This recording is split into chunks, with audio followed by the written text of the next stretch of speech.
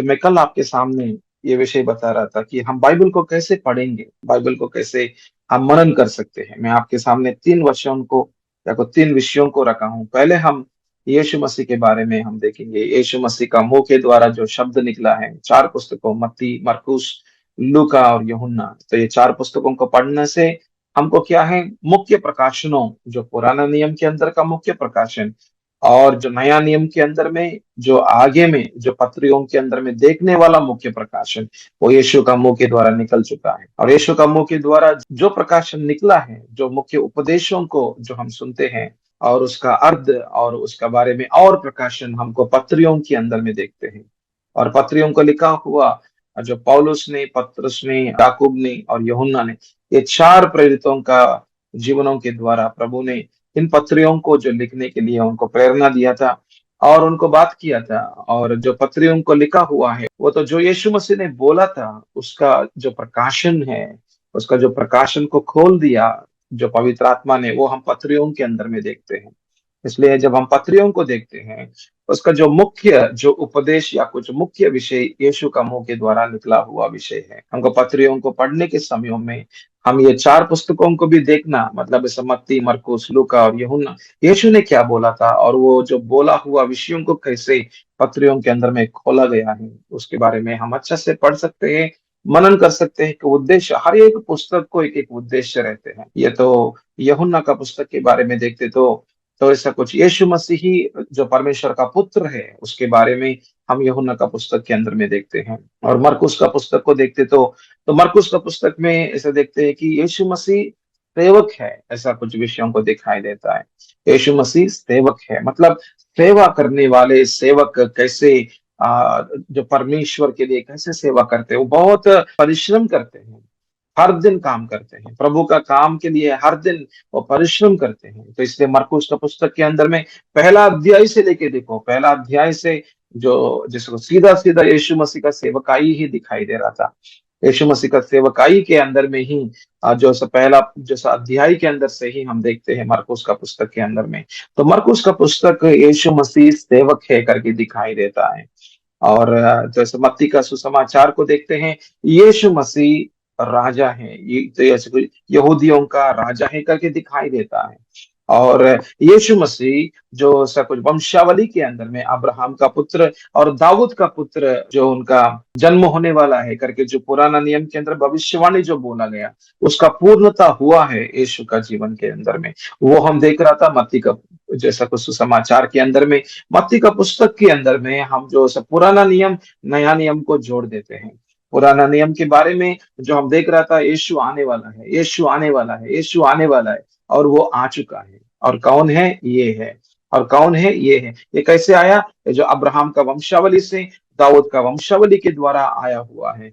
और यूसुफ और मरियम दोनों जो अब्राहम का और दाऊद का वंशावली का जो लोग हैं, और उस परिवार के द्वारा और उन लोगों के द्वारा यहूदियों का राज्य, इज़राइल का राज्य के द्वारा, आमीन, हालेलुया, यीशु मसीह का जन्म होना, ये तो भविष्यवाणी है। और भविष्यवाणी पूरा हो चुका है। और क्या क्या भविष्यवाणी पूरा हो रहे हैं और या कुछ क्या क्या भविष्यवाणी पूरा हो चुका है, तो उसके बारे में हम मत्ती सुसमाचार का पहला अध्यायों में देखते हैं। पहला अध्याय और दूसरा अध्यायों के अंदर में हम देखते हैं कि कैसे कितना प्रकार का भविष्यवाणी जो पूरा हो चुका है, उसके बारे में हम देख रहा था। तो हम ये भी देख रहा था यीशु मसीह का जन्म कैसे हुआ और यीशु मसीह का बढ़ोतरी कैसे हुआ की तरह हमेशा लूका का पुस्तक के अंदर में देखते हैं। ज्यादा की ज्यादा एक ऐसा कोई मनुष्य का पुत्र, तो लूका का मुख्य उद्देश्य है, लूका का पुस्तक का मुख्य उद्देश्य यीशु मसीह को दिखाने का मुख्य उद्देश्य है।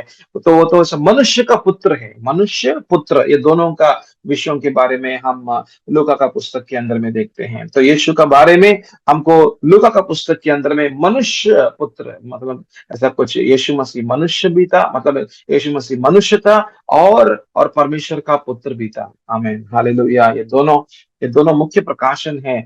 और इसलिए लूका के अंदर में ज्यादा यीशु मसीह का हर दिन का जीवन बोलते तो लूका कौन है? लूका एक डॉक्टर है, फिजिशियन है। डॉक्टर क्या करते हैं? ज्यादा मतलब शरीर को देखते हैं और उनका हालत के बारे में देखते हैं। तो इसलिए हम लूका का पुस्तक के अंदर में ज्यादा की ज्यादा हीलिंग्स को देखते हैं, चंगाई का बारे में देखते हैं। और ऐसा मनुष्य पुत्र है, मतलब मनुष्य का पुत्र बोलते तो यीशु मसीह, मतलब कैसे एक साधारण मनुष्य के रीति में कैसे वो जी रहा था। उनको भूखा आ रहा था, उनको प्यासा लग रहा था, और वो हर दिन वो प्रार्थना करने का जरूरत था उनको। जैसे आपको और मुझको हर दिन का प्रार्थना करने का जरूरत था, ऐसे ही यीशु मसीह हर दिन उनका पिता के ऊपर में आधार होने का जरूरत है। हर दिन उनको पिता का जरूरत है। हर दिन मनुष्य मतलब बिना पाप का जीवन से जीना है तो पवित्र आत्मा का जरूरत है। तो ये विषयों को ज्यादा हम लूका का पुस्तक के अंदर में देखते हैं। तो लूका का पुस्तक के अंदर में हम ज्यादा के ज्यादा यीशु मसीह का हर दिन का जीवन कैसे है, उनका जीवन का शैली कैसे है, और कैसे वो मनुष्य है, साधारण मनुष्य है, इसलिए वो तो पाप के ऊपर में जैसे विजय पाते ही रहना है। और उनका शरीर को तोड़ते तोड़ते तोड़ते आत्मा के अनुसार में जीना है उनको। उनको हर परीक्षा के अंदर में उनको विजय पाना है। हर परीक्षा के अंदर में उनको विजय पाते तो ही वो बिना पाप का जीवन जी सकते हैं।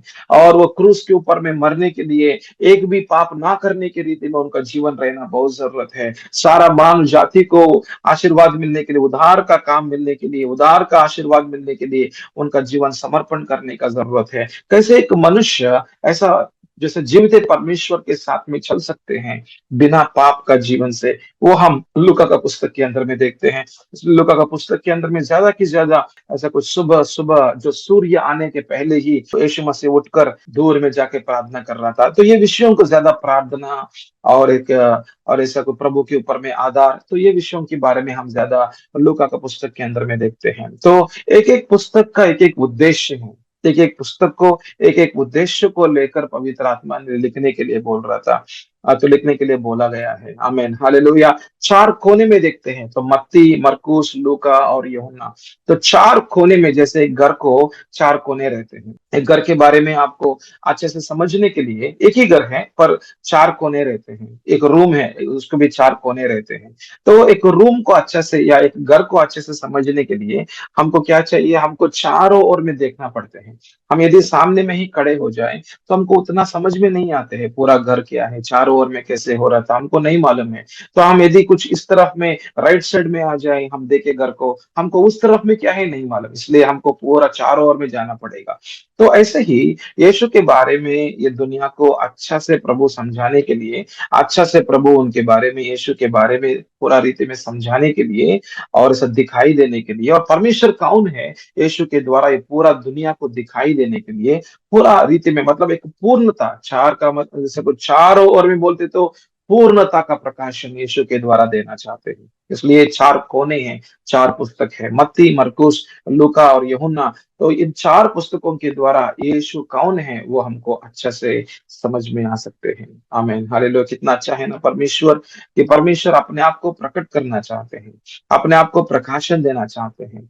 और उनका आशा है कि हर मनुष्य उनके बारे में जानकारी ले।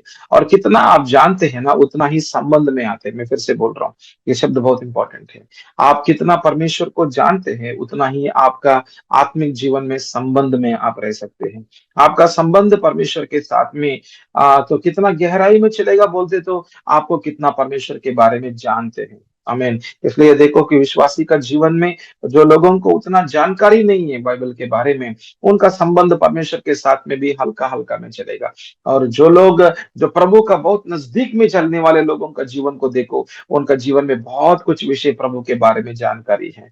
उनको ये पुस्तक के बारे में क्या है, ये पुस्तक में क्या लिखा हुआ है, परमेश्वर उनसे जो व्यक्तिगत रीति में हर दिन बात करने का एक अनुभव है। परमेश्वर उनके साथ में जैसे वचनों के द्वारा यीशु कौन है दिखाई देने का, पवित्र आत्मा का द्वारा दिखाई देने का जो अनुभव है। आमीन, हालेलुया। आश्चर्य काम क्या है? आज देखो बहुत लोग आश्चर्य कामों के पीछे में जाते हैं। मैं ऐसा तो नहीं बोल रहा हूँ कि आश्चर्य काम नहीं होना है करके, आश्चर्य काम जरूर होगा, और चंगाई होगा, छुटकारा होगा। ये सब कुछ क्या है? हमको घुटनों में लेकर आने के लिए, हमको प्रभु का उपस्थिति में हमको लेकर आने के लिए। हमारा कठिन समस्याओं को हम नहीं निकाल सकते हैं पर प्रभु ने निकाला, हम धन्यवाद करने के लिए, हमारा जीवन में एक पहचान में आने के लिए कि जीवित परमेश्वर परमेश्वर है करके, तो आश्चर्य काम क्या करेगा, हमको परमेश्वर की तरफ में दिखाई देने के लिए, हमको परमेश्वर की तरफ में हमारा मुंह तो उनकी तरफ में आ जाएगा। प्रभु, हमारी आंखें आपके ऊपर में आ रहा था, अभी तक हमारी आंखें हमारे ऊपर में हैं, पर ये आश्चर्य काम करने की वजह से, प्रभु ये जो हर संकट के अंदर से मुझको बाहर में लेकर आने की वजह से, मुझको प्रभु जी समझ में आ रहा था कि आप जीवित परमेश्वर है करके, तो आश्चर्य काम हमको उधार नहीं दे सकते हैं। आश्चर्य काम हमको उधार नहीं दे सकते, बोलते तो मुक्ति नहीं दे सकते, हमारा आत्मा में नया जन्म का काम नहीं कर सकते। आश्चर्य काम क्या करेगा, आश्चर्य काम हमारा शरीर के अंदर में कुछ विषयों को या कुछ बीमारी को निकाल के, या कुछ अंधे लोगों को जो ऐसा कुछ आंखें देगा, या बहरे लोगों को कान देगा। और आश्चर्य काम एक काम मतलब, आश्चर्य काम मतलब प्रभु का शक्ति वहां पर दिखाई दे रहा था। इसका मतलब ये नहीं है कि उनका आत्मा के अंदर में उद्धार पा सकते हैं, नहीं, आत्मा के अंदर में उद्धार पाएगा जब प्रभु का आत्मा का आवाज को सुनेगा। आमीन, हालेलुया। इसलिए हम प्रभु का आवाज, परमेश्वर का वचनों के द्वारा सुनते तो ही ये हमारा आत्मा के अंदर में काम हो सकते हैं। आमीन, हालेलुया।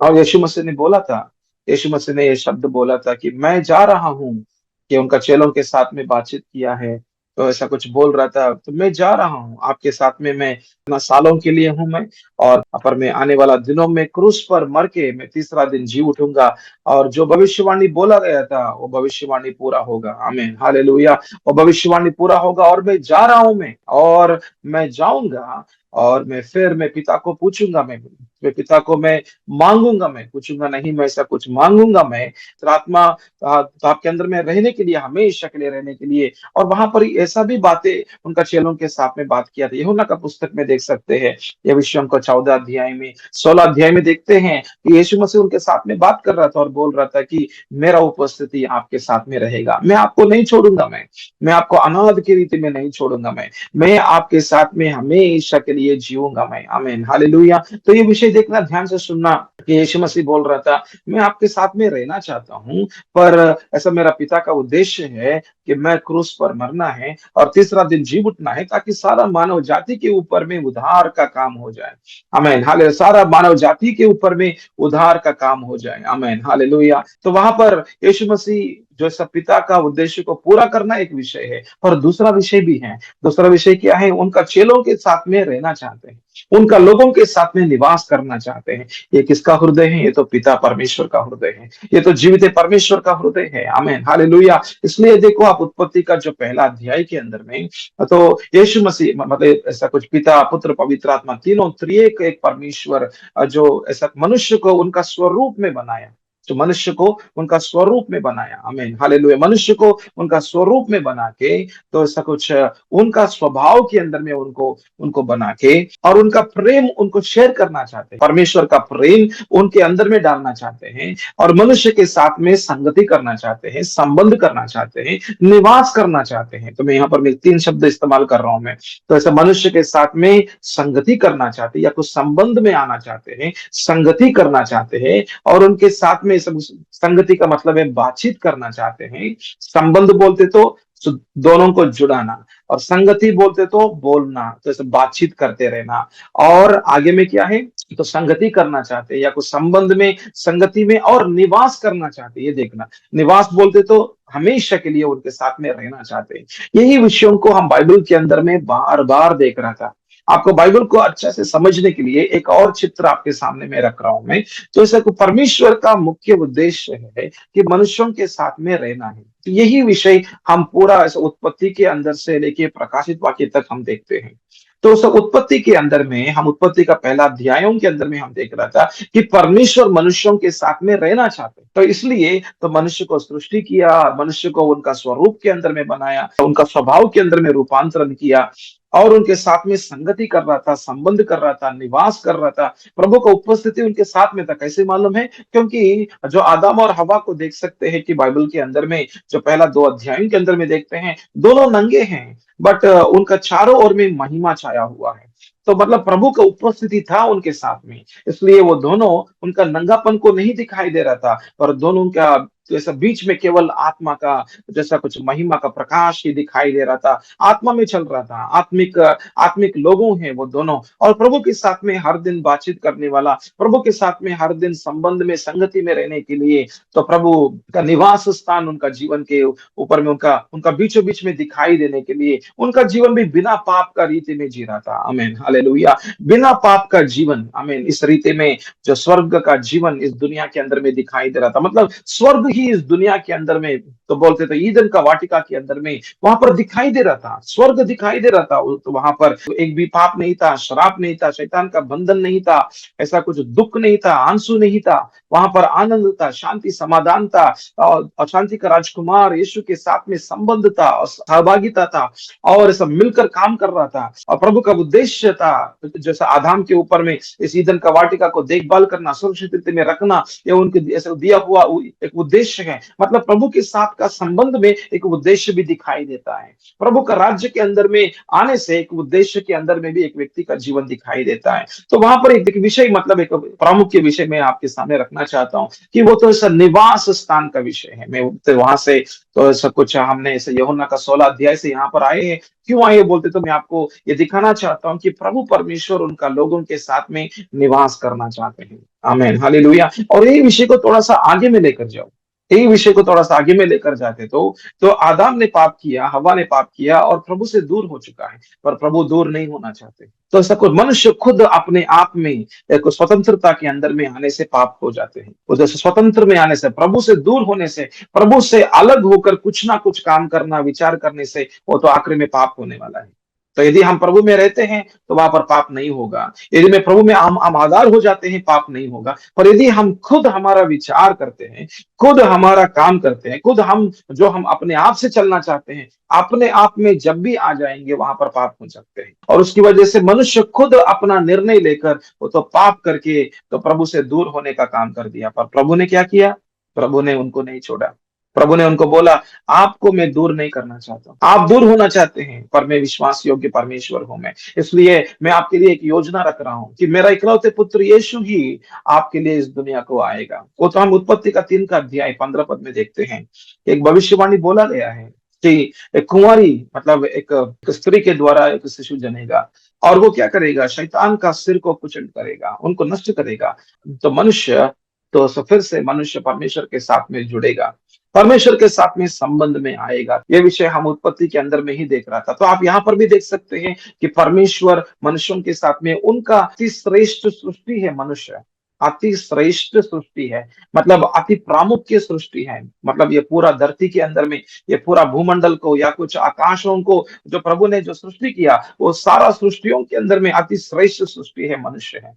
और मनुष्य के साथ में परमेश्वर का संगति करना, संबंध करना, संगति करना और निवास करना, तो परमेश्वर को उपस्थिति को रखना, ये तो ऐसा परमेश्वर का योजना है।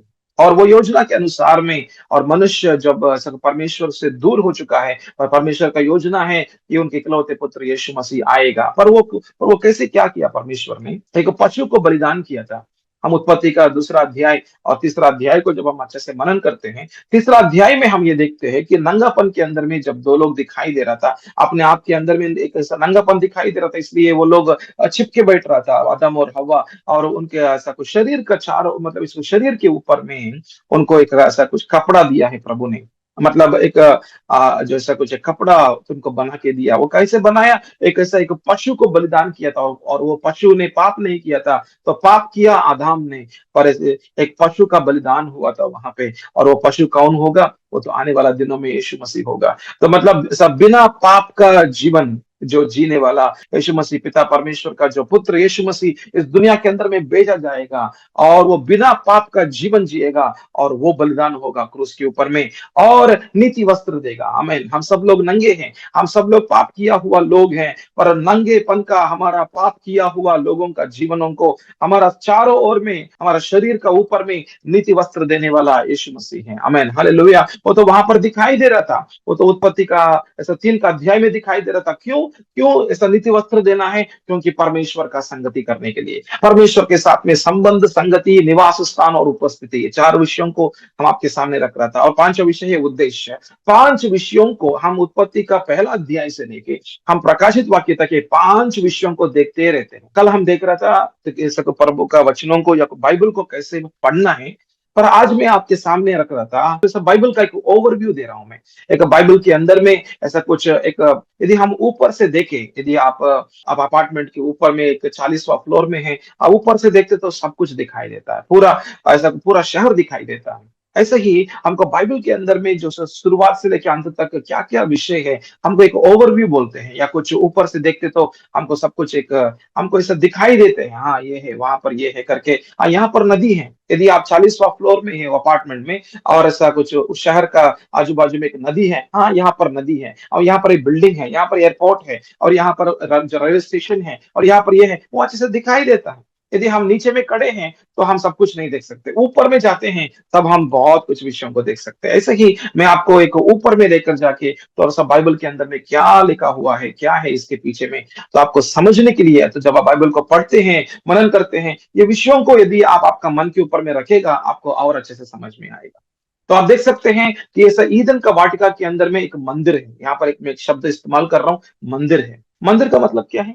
तो उस मंदिर का मतलब है जहां पर प्रभु का निवास स्थान रहते हैं। तो ईदन का वाटिका एक मंदिर है। आमेन, हालेलुया। और ये जो मंदिरों को, ऐसा कुछ मंदिरों को प्रभु जो ऐसा पुराना नियम में बनाते बनाते बनाते ही रहा। और आगे में हम देखते हैं जहां पर आदम ने पाप किया, बाहर चला गया, और आगे में फास्ट फॉरवर्ड करते तो हम आगे में देखते हैं कि जैसा कुछ मूसा के द्वारा तंबू बनाने के लिए उनको बोला, और उनके पास में जो बेजालियल करके और कुछ लोगों को सब भेजा गया ताकि वो तंबू अच्छे से बनाए, और जैसे जैसे तो स्वर्गीय जो परमेश्वर का आंखों के सामने चित्र है, उनका योजना है, तो वैसे ही तंबू बनाने के लिए बोला है। और उस तंबू के अंदर में 3 भाग है, और अति पवित्र स्थान उस अंदर में है। अति पवित्र स्थान के अंदर में परमेश्वर का उपस्थिति रहेगा, और यहाँ पर भी देखो परमेश्वर का उपस्थिति है। परमेश्वर का उपस्थिति जैसा को लोगों के बीचों बीच में रखना है, ये परमेश्वर का योजना है। स्वर्गीय परमेश्वर धरती पर उनका लोगों के बीचों बीच में रहना चाहते हैं। यहाँ पर भी आप देख सकते हैं, पर विषय क्या है? लोग ने पाप किया था, मनुष्य ने पाप किया था, पर परमेश्वर पवित्र है, और उनका पवित्रता के साथ में कोई रहना है तो वो तो बिना पाप का रीति में ही रहना पड़े। कोई मनुष्य उनके साथ में संगति करना है, संबंध में आना है, संगति करना है, और तो प्रभु का जो निवास स्थान उनको अनुभव करना है, प्रभु को उपस्थिति को अनुभव करना है, प्रभु के उद्देश्य में चलना है उनके साथ में, बोलते तो सब प्रभु पवित्र हैं इसलिए, और जो कोई उनके साथ में संबंध में आ सकते हैं वो भी पवित्र होना ही पड़ेगा। और वो कैसे आ सकते हैं? यीशु मसीह को नहीं भेजा गया ना पुराना नियम के अंदर का, समयों के अंदर में समय आने वाला है, यीशु मसीह आएगा, यीशु मसीह आएगा, क्रूस पर मरेगा और मार्ग को खोल देगा यीशु मसीह का लहू के द्वारा, अब इस मार्ग को खोला जाएगा, फिर से सारा मनुष्य तो परमेश्वर के साथ में संगति में आ सकते हैं। पर इस पुराना नियम में वो समय अभी तक नहीं हुआ है। तो प्रभु तो क्या कर रहा था? एक राज्य बना रहा था, प्रभु राज्य बना रहा था। उस राज्य के द्वारा आने वाला है यीशु मसीह, उस राज्य के द्वारा, इजराइल राज्य के द्वारा, यहूदियों का जो ऐसा कुछ पीढ़ियों के द्वारा यीशु मसीह आने वाला है, पर उसको तैयार कर रहा था। इसलिए इसलिए पुराना नियम तैयारी है और नया नियम जो पूर्णता है। तो old testament is the preparation and new testament is the fulfilment. तो मतलब ऐसा पुराना नियम क्या है? वो तो एक तैयारी का विषय है, और नया नियम क्या है? वो तो पूर्णता का विषय। इसलिए मत्ती सुसमाचार के अंदर में देखते हैं कैसे जो भविष्यवाणी जो पुराना नियम में बोला गया है वो तो यीशु मसीह का जीवन के अंदर में पूरा हो चुका है। आमेन, हालेलुया। तो हम देख रहा था पुराना नियम के अंदर में जो भविष्यवाणी बोला गया वो कहां पर बोला गया? उत्पत्ति का 3 का अध्याय का 15 पद के अंदर में जो भविष्यवाणी जैसे परमेश्वर का मुंह से जो निकला है, वो भविष्यवाणी का पूरा होने के लिए प्रभु क्या कर रहा था? एक तैयारी कर रहा था। और तैयारी कैसे हो रहा था? एक एक वंश के द्वारा या कुछ एक परिवार के द्वारा उठाया प्रभु ने। और परिवार कौन है? अब्राहम। और इसलिए हम उत्पत्ति का 12 अध्याय के अंदर में अब्राहम का जीवन को, अब्राहम का परिवार को जो प्रभु ने उठाया, और अब्राहम के ऊपर में जो जैसा वाचा बांधा है, और अब्राहम के साथ में जो वाचा बांधा, उस वाचा के अंदर में ये बोला गया कि आपका संतान के द्वारा तो इस भूमि के अंदर में सारा परिवारों को आशीर्वाद मिलेगा। और आपका संतान कौन होगा? अब्राहम का संतान कौन होगा? हमने मत्ती सुसमाचार का पहला अध्याय पहला पद में देख रहा था, अब्राहम का पुत्र, दाऊद का पुत्र यीशु मसीह है। आमेन, हालेलुया। तो यीशु मसीह के द्वारा सब लोगों को आशीष कैसे मिलेगा? आशीर्वाद मिलेगा संबंध के द्वारा। आमीन, हालेलुया। आशीर्वाद मिलेगा केवल शब्दों के द्वारा नहीं है, केवल कुछ कामों के द्वारा नहीं है, आशीर्वाद मिलेगा संबंध के द्वारा। इसलिए बोलते हैं नया वाचा, दोस्तों पुराना वाचा तो हो गया, मतलब ऐसा नया वाचा क्या है? यीशु मसीह का लहू के द्वारा नया संबंध है। और नया संबंध यीशु मसीह का लहू के द्वारा हर मनुष्य जो जीवित है परमेश्वर के साथ में संबंध में आ सकते हैं। संबंध में आते तो ही, उस वाचा का संबंध के अंदर में आते तो ही आशीर्वाद है। इसलिए बहुत लोगों को, जैसे ऊपर ऊपर में यदि यीशु मसीह को विश्वास करे, उनका आत्मिक जीवन में उन्नति नहीं दिखाई देता है। शायद कुछ चंगाई हो सकते है, छुटकारा हो सकते है, पर उनका आत्मा के अंदर में नया जन्म का अनुभव नहीं दिखाई देगा। प्रभु उनके साथ में बात करने का अनुभव नहीं है। आप बहुत विश्वासियों को पूछो, क्या परमेश्वर आपसे बात करते हैं? नहीं नहीं, सब बातें नहीं है, हमने कभी नहीं सुनते हैं। क्या परमेश्वर आपका, तो परमेश्वर का आवाज सुनते हैं? नहीं नहीं नहीं नहीं, हम नहीं सुनते हैं। क्या परमेश्वर आपको मार्गदर्शन करते हैं? नहीं नहीं नहीं नहीं, पास्टर बोलते हैं हमको ये करना वो करना। ठीक है, तो क्या ऐसा कुछ आने वाला दिनों में आप, जैसा आपके बेटे की शादी के बाद प्रभु क्या बोल रहे हैं? हमसे क्या बात करते हैं? पास्टर से बात करेगा, पास्टर को प्रार्थना विनंती दे दिया हमने, पास्टर से प्रार्थना करेगा, पास्टर बोलेगा, पास्टर पास्टर पास्टर ही बोलेगा, पर प्रभु उनके साथ में व्यक्तिगत रीति में बात करने का अनुभव नहीं होते हैं।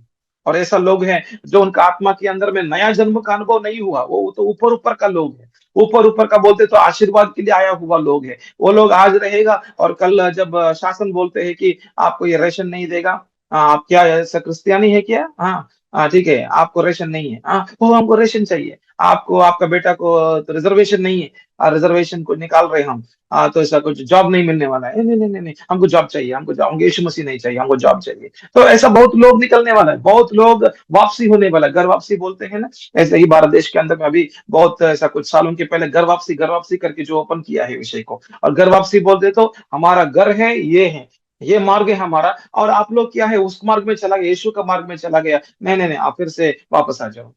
तो ये लोग बहुत संख्या में, बहुत बोलते तो हजारों हजारों का संख्या का लोग तो प्रभु को छोड़ने वाला, मतलब प्रभु को छोड़ने वाला बोलते तो वो लोग नहीं है प्रभु के साथ में। बट ऐसा ऊपर ऊपर में जो कभी कभी कलीसिया को आएंगे, और ऐसा ऊपर ऊपर का विषयों के अंदर में चलने वाले लोग, तो प्रभु को छोड़ने वाला है। अब प्रभु को छोड़ेगा, कलीसिया को छोड़ेगा, चले जाएगा, कलीसिया के अंदर में कम हो जाएगा, मतलब ऐसा नंबर भी कम होने वाला है। और ये लोग रहेगा प्रभु का चेले हैं, और जो लोग प्रभु के लिए ही जीने वाला है, और जो लोग प्रभु को ही प्रेम करते हैं, प्रभु को ही प्रेम करते हैं, इसका मतलब है कि संबंध के अंदर में आया हुआ लोग हैं। संबंध के अंदर में आया हुआ लोग प्रेम करेगा, त्याग करेगा, और आज्ञा का पालन करेगा, विधेयता दिखाई देगा, भय दिखाई देगा, और भक्ति दिखाई देगा, आत्मा में सच्चाई में आराधना करने का जीवन दिखाई देने वाला है। और ये लोगों को प्रभु संभालेगा, सुरक्षित रीति में रखेगा, उनको आशीर्वाद करेगा, उनका बच्चों को आशीष करेगा, उनका संतानों को, उनका पीढ़ियों को प्रभु उनको देखभाल करके, उनको ऐसा कुछ प्रभु का न्याय के समयों में उनको प्रभु आशीष करके उनको सुरक्षित रीति में रखेगा, उनको दीर्घायु से आशीष करेगा, और प्रभु का योजना उनका जीवन के अंदर में पूरा करेगा। ये सब लोगों का जीवन में नहीं होने वाला है। इसलिए आप देख सकते हैं अब्राहम के साथ में जो प्रभु ने वाचा बांधा है, सब लोगों के साथ में नहीं है। और अब्राहम के साथ में वाचा बांधा, और उनके साथ में संबंध किया, और संबंध के साथ में संगति किया, और संगति के साथ में निवास स्थान करना चाहते हैं। इसलिए आगे में देखते हैं कि मूसा के द्वारा तंबू को बना दिया प्रभु ने, मूसा के द्वारा तंबू को बनाया। और तंबू का मतलब है कि, जैसे वो डेरे का मतलब है कि प्रभु का उपस्थिति उनके साथ में, मतलब मनुष्यों के साथ में परमेश्वर रखना चाहते हैं। हालेलुया। पर सब मनुष्य नहीं आ सकते हैं अति पवित्र स्थान के अंदर में, क्योंकि मनुष्य पवित्र नहीं। इसलिए याजकों को प्रभु ने ऐसा कुछ तैयार किया है। याजकों को, जो लेवी गोत्र के अंदर से, लेवी गोत्र के अंदर से याजकों को प्रभु ने जो अलग किया है, और केवल महायाजक ही साल में एक बार ही अति पवित्र स्थान के अंदर में आ सकते हैं। हालेलुया। अति पवित्र स्थान के अंदर में महायाजक केवल एक बार ही आ सकते हैं। वो मतलब अति पवित्र स्थान के अंदर में कोई नहीं आ सकता, कोई अन्य लोग कोई भी नहीं आ सकते, क्योंकि पवित्र है, क्योंकि परमेश्वर पवित्र है। और यदि जो पवित्रता को ऐसा कुछ देखते तो ही, या कुछ सुनते तो ही, या कुछ जानते तो भी, फिर भी उनका गर्व से यदि कोई व्यक्ति अति पवित्र स्थान के अंदर में आ जाएगा, वो तो मर जाएगा, वो तो नष्ट हो जाएगा। प्रभु का क्रोध उनके ऊपर में आने वाला है। मतलब प्रभु का ऐसा कुछ वचनों को ऐसा कुछ तोड़ना, और प्रभु का न्याय का विधि के अंदर में आ जाएगा। प्रभु का न्याय भी दिखाई देगा, प्रभु का नीति का काम दिखाई देगा, पवित्रता का काम दिखाई देगा। आमेन। बट प्रभु ऐसा दयालु है, और करुणामय है, और प्रेमी वाला भी है। तो ये दोनों का काम दिखाई देता है प्रभु का विषयों के बारे में। परमेश्वर तो ऐसा कोई इस तरफ में देखते तो प्रेम है, उस तरफ में देखते तो नीतिमान भी है। आमेन, हालेलुया। तो ये विषय दिखाई दे रहा था कि शुरुआत के अंदर से परमेश्वर निवास स्थान बनाना चाहते हैं मनुष्यों का बीचों बीच में। तो इसलिए हम दूसरा जो तंबू को देख रहा था, तो मंदिर है, वो तो तंबू है जो मूसा के द्वारा जो बनाया हुआ है। और आगे में देखते हैं दाऊद ने बनाया। दाऊद ने बनाया बोलते तो दाऊद के द्वारा एक तंबू को उठा दिया प्रभु ने, और उस तंबू के अंदर पूरा 24 घंटे, हालेलुया, पूरा 24 घंटे वहां पर आराधना हो रहा था। तो वहां पर भी प्रभु का जो ऐसा कुछ आत्मा को देखो, या कुछ उनका हृदयों को देखो, उनका विचारों को देखो, कि ऐसा कुछ उनका उद्देश्यों को देखो, उनके अंदर का आशा को देखो। आमीन, हालेलुया। प्रभु का आशा था कि परमेश्वर का आशा था कि उनका लोगों के बीचों बीच में वो रहना चाहते हैं। आमीन, हालेलुया। प्रभु का आशा था कि उनका लोगों का बीचों बीच में रहना चाहते हैं, निवास करना चाहते हैं, संबंध करना चाहते हैं, संगति करना चाहते हैं, निवास करना चाहते हैं, उनको उपस्थिति उनको ऐसा प्रकट करना चाहते हैं, और परमेश्वर उनका उद्देश्यों के अनुसार में लोगों को आगे में लेकर जाना चाहते हैं। ये भी विषय दिखाई दे रहा था दाऊद का जीवन के द्वारा। वहां पर भी दाऊद का तंबू दिखाई दे रहा था।